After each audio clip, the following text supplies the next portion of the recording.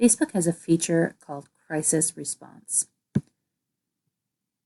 Crisis Response has led to many success stories. One of them is combating influenza outbreak with the Facebook Crisis Response. So after Hurricane Maria, flu vaccination rates were lower than they've ever been. But with Facebook tools, they reached a large portion of the population to activate supporters and raise awareness. So Facebook's reach really was able to provide that domino effect to help with the success. They found that it's made it easier for nonprofits and supporters to join forces and make impact.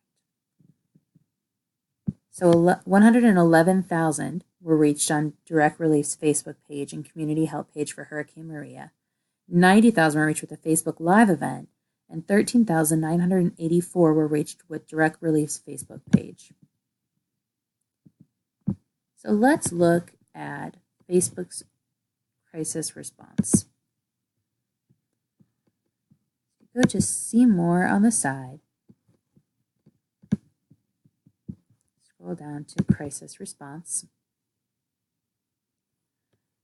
And you can narrow things down so you can see what's happening around the world.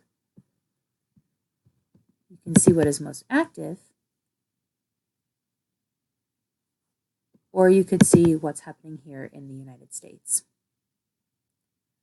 When there is a crisis, people within that area will be asked if they want to mark if they're safe or not. So that way you would know if people in that affected area are safe, or if you need to keep calling and worry.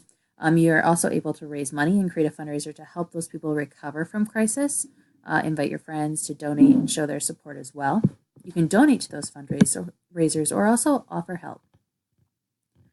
So unfortunately, here are a few of the crises that have happened lately.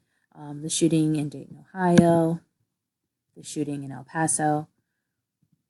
What you can do is click here to learn more. So you'll see there are 949 offers of help.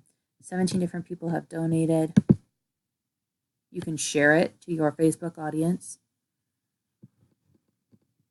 You can find out more about what happened. You can also see if you had any friends in that affected area. Then you can go to support. So you can see requests, what they need, or offers to help.